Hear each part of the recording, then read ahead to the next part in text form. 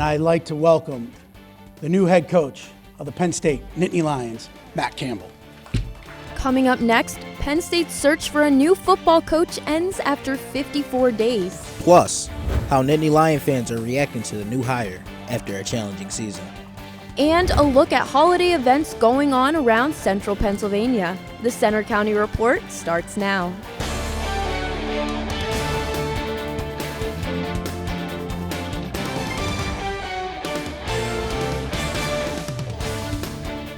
Good afternoon, I'm Jaden Hope. And I'm Ava Brown. Thanks for joining us for the Center County Report.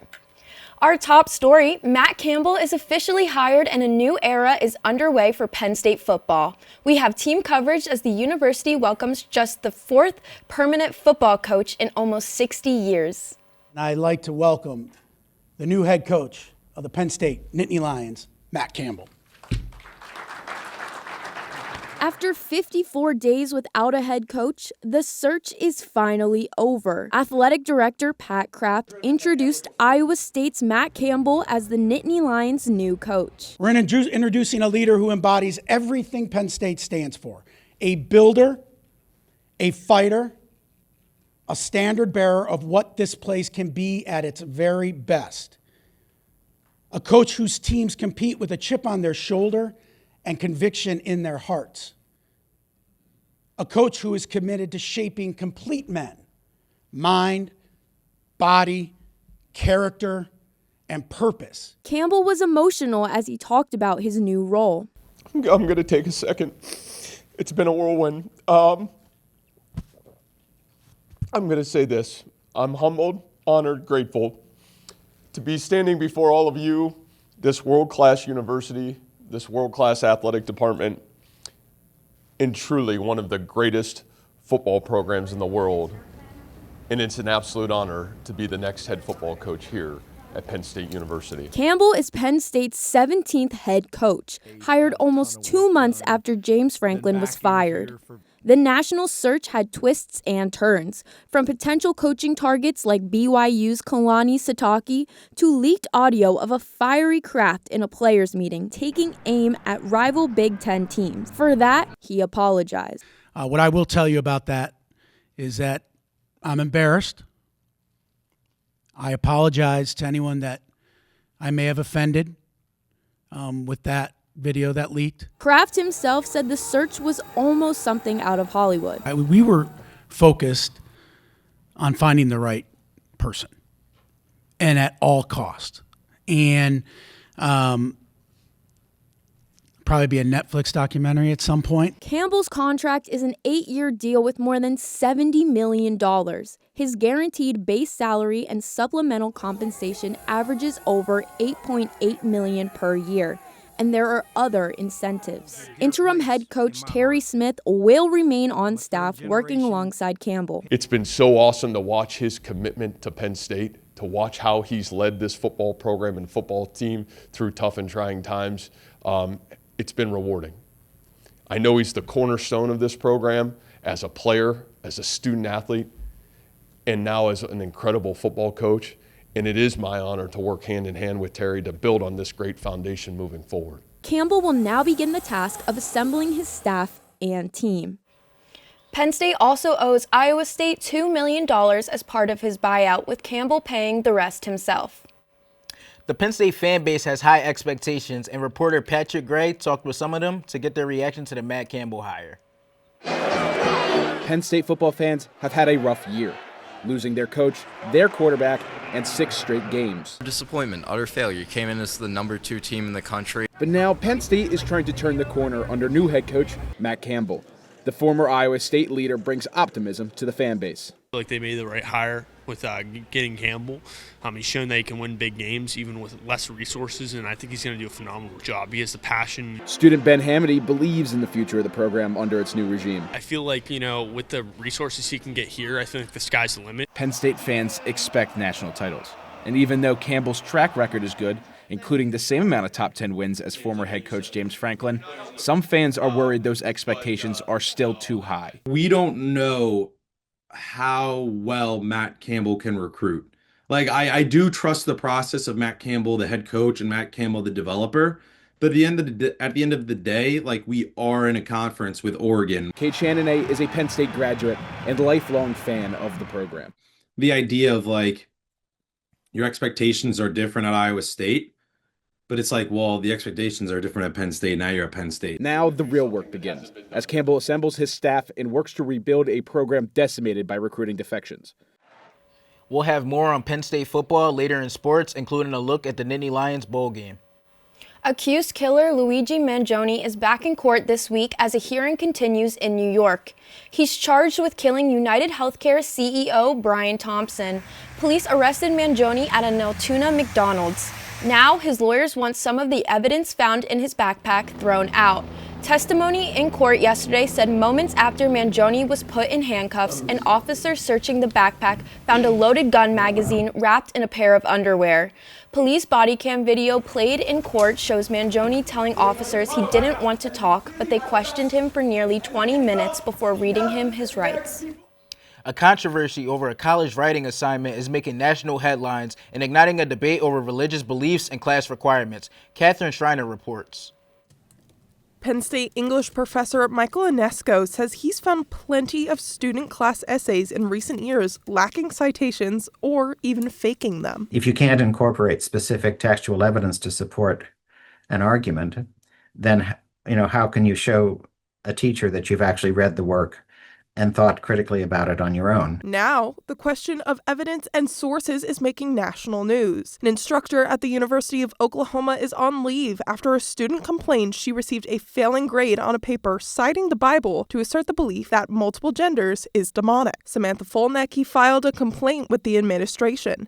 The instructor said the paper did not answer the questions for the assignment. Inesco says over his 40 years of teaching, situations like this have become worse, and he would have graded Folnecki's work similarly. There was a very specific rubric that around which the assignment was based. If it were I would probably have returned a paper like that with no grade and insisted that the student redo it. He says he has no issue with religious sentiments in his classroom. It's not really my job to,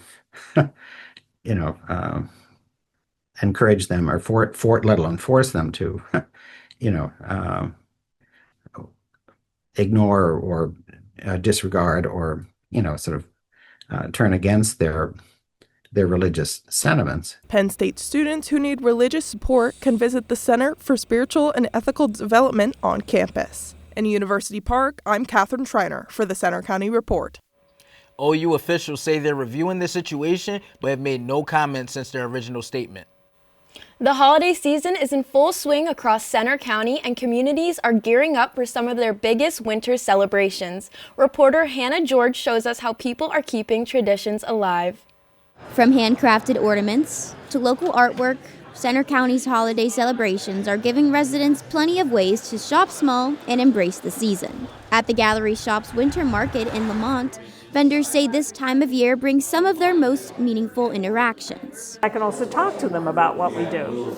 And so that's what makes being here at the sale great for me. It's Christmas time is when a lot of people are shopping for jewelry, so it really works out perfectly for us. In Lamont, organizers say these events aren't just about shopping, they're about connecting neighbors. It's an opportunity for the community to come out and enjoy the historic Thompson Granary. The market is one of many winter happenings drawing crowds ahead of the holidays in many areas, such as here in Lamont or here in Bellefonte. Bellefonte is also getting into the holiday spirit, offering even more chances to celebrate.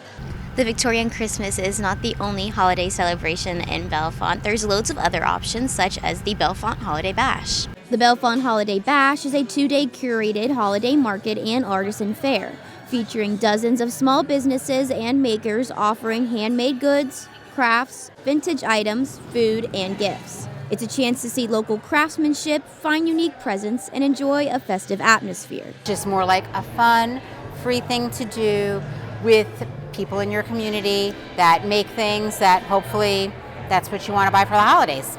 More celebrations are still to come. Later this week, Bellefonte hosts its annual Victorian Christmas, a tradition that brings thousands to the historic downtown for carriage rides, crafts, performances, and holiday cheer.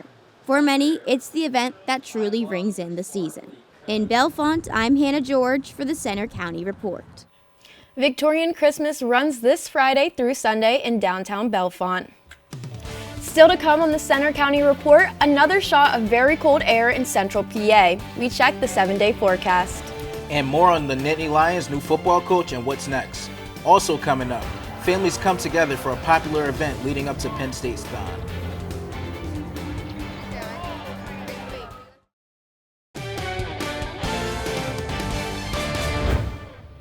President Donald Trump will visit northeastern Pennsylvania tonight. He's set to speak in Monroe County at Mount Airy Casino Resort. The White House says he'll talk about ending the inflation crisis that Trump says he inherited from President Joe Biden. A restaurant in downtown State College has permanently closed. Noodles & Company on College Avenue is now shut down. The restaurant posted signs about the closing. There's no word yet on what might replace it. There are several other Noodles & Company locations around the state.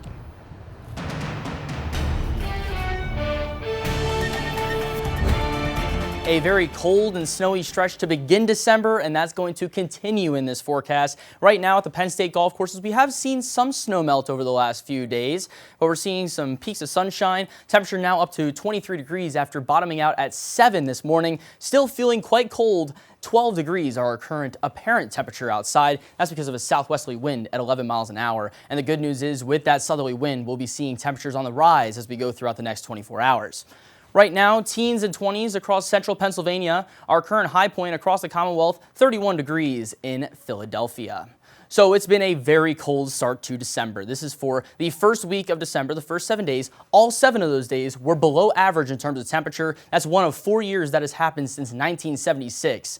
2024 also had all of the first 7 days of December below average. That's the first time it's happened in back-to-back years since 1903 and 1904.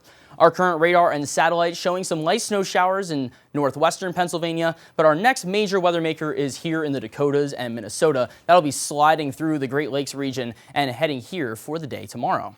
And we have a winter weather advisory in place for areas primarily north of I-80. That's through 10 p.m. Wednesday night for some snow and heavy snow at that, 3 to 6 inches, and hazardous driving conditions possible in those regions. Let's time this all out for you with some light snow showers this afternoon across areas of northern Pennsylvania. Our next weather maker moves in overnight tonight and into tomorrow morning. Going to start out as snow here in State College, but will eventually switch over to rain as that southerly flow increases and temperatures rise above freezing.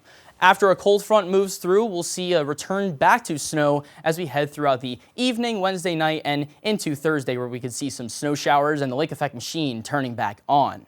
So I do want to talk again about this weekend with another weather maker on the way. Could see some heavy snow according to one model, but our other model here is showing a little bit lighter of snow and just some flakes there. So that's something that we need to pay attention to as we go throughout the next few days.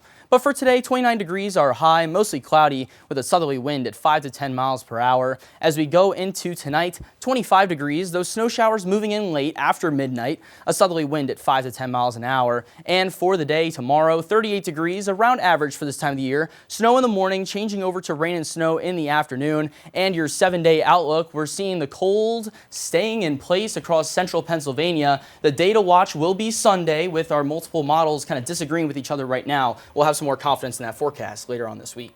Well, I'm not a huge fan of not being able to feel my hands, but I am really excited that it means the holidays are coming up.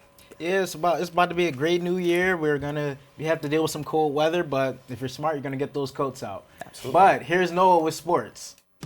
Thanks, Jaden. Next in sports, the high school football season comes to an end. For the last of our regional playoff teams, we have highlights. And Penn State's new football coach has a lot to do in a short amount of time. We'll take a closer look.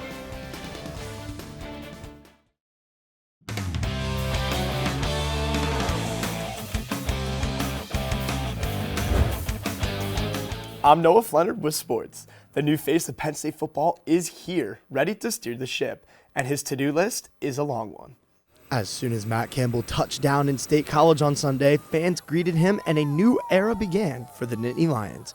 Iowa State Athletic Director Jamie Pollard gave Campbell his support and gratitude. Matt Campbell owes Iowa State nothing because he did more than we could have ever ever dreamed he would do as our head coach. In his time with the Cyclones, Campbell finished 72-55 and was the winningest head coach in school history. While he's only gone 16-27 against top 25 ranked teams and 4-6 against the top 10, he's often been viewed as doing more with less at a program with less resources than Penn State. He talked about his first steps at Penn State and how interim head coach Terry Smith has played into his adjustment. It was critically important for me to keep Terry, in my opinion. Terry and I have got a great relationship from his days at Gateway. I know what he's about and what he stands for. When talking about goals, he mentioned what he looks for in his players.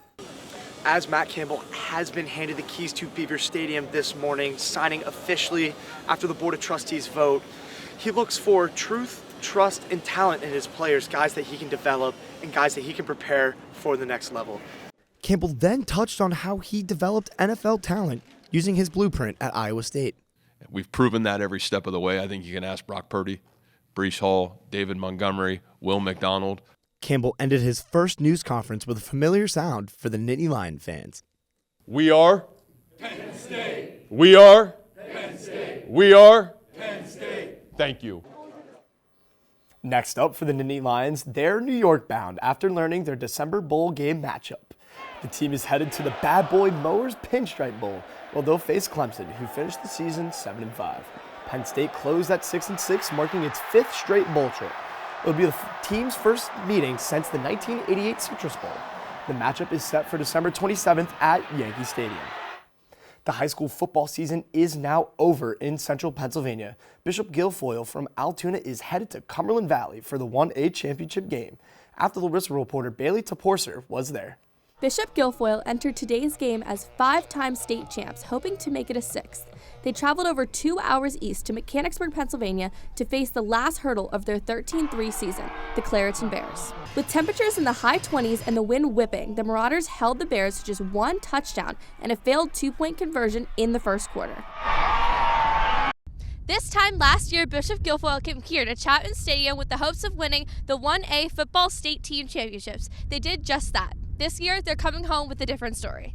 Last year, I mean, it was almost a perfect season. You know, we had everything clicking. We had so much talent across the board, and going into this year, you know, we had a lot of questions. But in the second quarter, Clareton picked up speed, putting up another touchdown, followed this time by a successful 2-point conversion. BG got their first points right before halftime with a 28-yard field goal by junior kicker Carter Boland. But Bishop Guilfoyle would struggle to make a dent in the Bears' lead. They rushed for a -1 yard, while Clareton had more than 300 total yards. The Bears would also sack Marauders quarterback Justin Wheeler 5 times on their way to the 35-3 victory. I know of the other 100 and some teams in single A, every one of them would have traded, even with a loss today, would have traded to be here. Senior Jake Kissel had 21 rushing yards out of the Marauders' 77 yards of total offense. He was a versatile player for his team this season, playing multiple positions including quarterback, linebacker, and tight end. What we do is special. It's really a special place, so I couldn't be prouder, and it's just I wouldn't want to be anywhere else. In Mechanicsburg, reporting for After the Whistle, I'm Bailey Toporser. The season is also over for Penn State volleyball after a tournament loss over the weekend. The Nittany Lions were swept 3-0 by Texas in the second round of the NCAA tournament. They finished the season 19-13 overall as they tried to defend last year's national championship. National champ Penn State Wrestling goes on the road this week for a matchup at Wyoming on Saturday. The team is still on a roll, unbeaten, at 3-0. They'll beat Lehigh 36-6 over the weekend at home. And to the basketball court now. The Lady Lions are home tonight to play Arizona State. They lost their Big Ten opener to Nebraska on Saturday. And the men's team travels to Indiana to open Big Ten play tonight as they face number 22, Indiana. The Lions are 8-1 to start the season. And runners, get ready. A new 50K and 25K race is coming to Center County next May. On May 16th and 17th, the UTMB World Series will be held in the Rothrock State Forest. The 50K course will take runners through the Tussey Bridge Trail, Bear Meadows, John Wirt Tunnels, and more. Organizers also plan to give back to the community, giving $40,000 through grants over the next 3 years. Well, guys, that's all I have for sports. With Matt Campbell and Terry kind of having a dynamic there. How do you think we're going to do with the bowl game? I'm just hoping that, first off, shout out to Terry Smith. It's been a rough season, and he got them to a bowl game to begin with. It might be the disappointment bowl as some hone it, but I think we're going to win it. Well, thanks, Noah. Coming up next, it's almost that time of year again at Penn State. We check out an annual family event leading up to Thon. With Penn State Thon weekend just over 2 months away, students and families met for the annual Family Carnival. Reporter Mariah Elizondo has the story. Thon's annual Family Carnival, held over the weekend, is one of the biggest events leading up to Penn State's 46-hour dance marathon supporting childhood cancer research and care.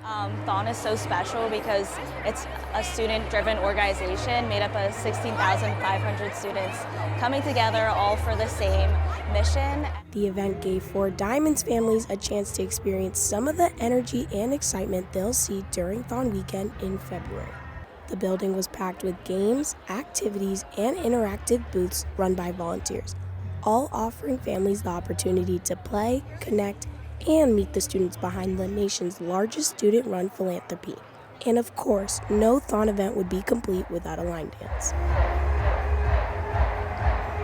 This is really a time for them to just take a step back from everything and enjoy being with our Thon volunteers, seeing all the different booths that they can play here, and just play a bunch of fun games and enjoy the day. Hundreds of families, volunteers, and students gathered here today in support of 4 Diamonds. And once again, Family Carnival served as a reminder of Thon's mission to support children and families that have been affected by childhood cancer. It's just so important for us that they're obviously safe and feel like they can have the best time possible when they're at these events, so that they can really just step out of the troubles that they have on a daily basis and just enjoy themselves and let the kids be kids. The event wrapped up with the unveiling of the new Thon logo. Love leads forward. In University Park, I'm Riley Zondo reporting for the Center County Report. Thon weekend this winter is February 20th through 22nd. That's all for today's newscast. We hope you'll join us Friday for our next local news update. But you can follow us anytime for breaking news on our Center County Report X, and you can see our stories on our Facebook page, Instagram, YouTube, and our website. Have a good afternoon.